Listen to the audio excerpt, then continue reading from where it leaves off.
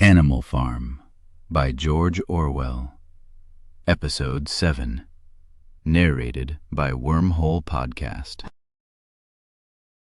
It was the coldest winter anyone on Animal Farm could remember. Snow piled high against the barn doors, and the wind cut through fur and feather alike. But the animals kept working on their windmill because they knew the humans were watching, waiting for them to fail. The humans had their own explanation for why the windmill had collapsed before. They said the walls were simply too thin, that the animals had been foolish to think they could build anything at all. The animals knew this wasn't true, but still, they rebuilt the walls 3 feet thick this time, just to be safe. Most of the animals struggled to keep their spirits up through the cold and hunger. But not Boxer, the great cart horse who seemed to have the strength of 3 ordinary horses. His answer to every problem was the same simple phrase: "I will work harder." By January, there simply wasn't enough food to go around. The corn rations were cut drastically, and when the animals went to retrieve the stored potatoes, they found most had frozen and rotted. For days the animals survived on almost nothing, their ribs beginning to show beneath their coats. Napoleon knew that if word got out about the food shortage, their enemies would use it against them. So he came up with a clever deception. He ordered the nearly empty food bins to be filled with sand, then covered with a thin layer of grain on top. When Mr. Whymper, the human who handled the farm's business dealings, came to visit, he was led past these bins.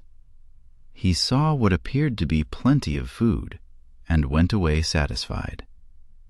The lie worked, and the outside world believed Animal Farm was thriving. Napoleon himself was rarely seen anymore. He spent his days in the farmhouse, surrounded by his 9 fierce dogs, who would growl at anyone who came too close. When he did appear, it was always with great ceremony, as if he were royalty rather than just another animal. One Sunday morning, Squealer made an announcement that sent a shockwave through the farm. The hens would have to give up their eggs, 400 every week, to be sold to humans. This was how they would buy enough grain to survive until summer. The hens were horrified. To them, giving up their eggs felt like giving up their own children. For the first time since the humans had been driven away, some animals dared to rebel. Napoleon's response was swift and merciless. He ordered that no hen would receive a single grain of food until they surrendered. Any animal caught helping them would be put to death. For 5 terrible days, the hens held out, growing weaker and weaker. Then their resistance broke, and they returned to their nesting boxes. 9 hens had died during those 5 days, though the official story was that they'd simply gotten sick.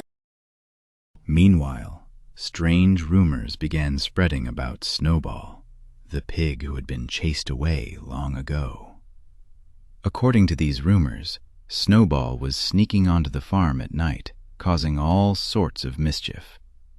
Every time something went wrong, whether a broken window or a clogged drain, someone would say Snowball must have done it. Napoleon himself led an investigation, sniffing every corner of the farm for traces of Snowball. At each spot, he would declare that he could smell the traitor's presence. His dogs would growl on cue, and the other animals grew more and more frightened. Then came an evening gathering, where Squealer delivered even more alarming news. He announced that Snowball had secretly sold himself to the neighboring farmer, Frederick, and was planning to help humans attack Animal Farm. But that wasn't even the worst part, Squealer said with trembling voice. Squealer claimed they had discovered documents proving that Snowball had been a traitor from the very beginning. Even during the great battle where they had driven the humans away, Snowball had supposedly been secretly working for their enemies. Everything the animals thought they remembered about Snowball being brave and heroic was, according to Squealer, a lie. The good-hearted horse Boxer was troubled by this. He remembered seeing Snowball fight bravely, remembered how Snowball had been wounded in that battle.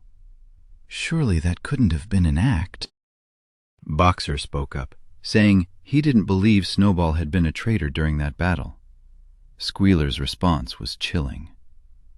He said that Comrade Napoleon had declared categorically that Snowball was a traitor from the very start, and that should be enough for anyone.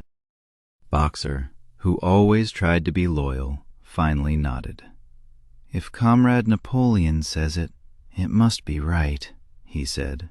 But Squealer gave him an ugly look before walking away, warning that Snowball's secret agents might be hiding among them at that very moment. 4 days later, Napoleon called all the animals to gather in the yard.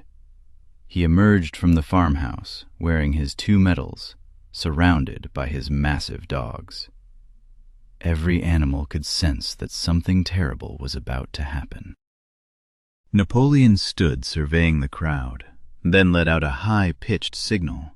His dogs lunged forward and seized 4 pigs, dragging them screaming to Napoleon's feet. These were the same pigs who had once dared to question Napoleon's decisions. In an astonishing moment, 3 of the dogs suddenly turned on Boxer himself. But the great horse was too strong. He caught one dog in mid-air with his powerful hoof and pinned it to the ground. He looked to Napoleon, asking silently whether he should crush the attacker or let it go. Napoleon's expression flickered for just a moment, something that might have been surprise or fear. He sharply ordered Boxer to let the dog go, and the loyal horse obeyed immediately. The dog slunk away, injured and whimpering, and somehow this moment of mercy felt more terrifying than the violence. What followed was a nightmare. The 4 captured pigs, trembling and broken, confessed to impossible crimes. They said they had worked with Snowball to destroy the windmill, and that they had planned to betray the whole farm to the humans. When the pigs finished confessing, the dogs killed them instantly. Then Napoleon asked if any other animal had anything to confess. One by one, animals came forward with impossible stories of dreams and small crimes, and one by one, they too were killed. The 3 hens who had led the egg rebellion came forward and said Snowball had appeared in their dreams. They confessed that this dream had made them disobey Napoleon. They were killed like all the others. When it was finally over, the yard was filled with the smell of death. Since the humans had been driven away, not a single animal had killed another animal. That sacred rule was now broken forever. The surviving animals, all except the pigs and dogs, crept away together. They made their way to the small hill where the half-finished windmill stood. There they lay down close together, as if trying to share what little warmth and comfort remained. Boxer, ever faithful, could only conclude that there must be some fault in themselves to explain what had happened. His solution, as always, was simple. He would work even harder. He rose and walked to the quarry alone, hauling stones until darkness fell. The old mare Clover looked out over the farm as the last light faded. From this hilltop she could see almost everything: the pastures, the fields of young wheat, the farmhouse with smoke rising from its chimney. It was beautiful, and it was supposed to be theirs. If Clover could have put her feelings into words, she would have said this was not what they had fought for. When Old Major had first inspired them to dream of freedom, they had imagined a world without fear, a world where all animals were equal, where the strong protected the weak, where everyone worked according to their ability, and no one was hungry or afraid. Instead, they had come to a time when no one dared speak their mind. Fierce dogs roamed everywhere, and they had just watched their friends torn apart for crimes that seemed impossible. Clover's heart was breaking, but she didn't have the words to say so. She knew that even now, life was better than it had been under the humans. She would remain faithful, work hard, and follow orders. But still, in her heart, she knew this was not the future they had built the windmill for, not the dream they had nearly died to protect. Unable to find words, Clover began to sing the old song instead. It was their anthem of rebellion, the song that had first filled them with hope. The other animals joined in, singing it slowly and mournfully 3 times through. But before they could finish, Squealer appeared with 2 dogs at his side. He had an important announcement, he said. By special order of Napoleon, their song of rebellion was now forbidden. One brave animal asked why they could no longer sing their song. Squealer explained that the rebellion was over now, completely finished. The song was about longing for a better future, and that future had already arrived, so clearly the song was no longer needed. Some of the animals might have protested, but at that moment the sheep began their mindless chanting. 4 legs good, 2 legs bad, they bleated over and over, drowning out any possibility of discussion. The moment for resistance passed, and the song was heard no more. A new song was written to replace it, praising Animal Farm and vowing to protect it from harm. The animals sang this new song every Sunday after raising the flag, but somehow it never stirred their hearts the way the old song had. And so the winter passed on Animal Farm. The animals worked and struggled and tried to believe that everything was as it should be.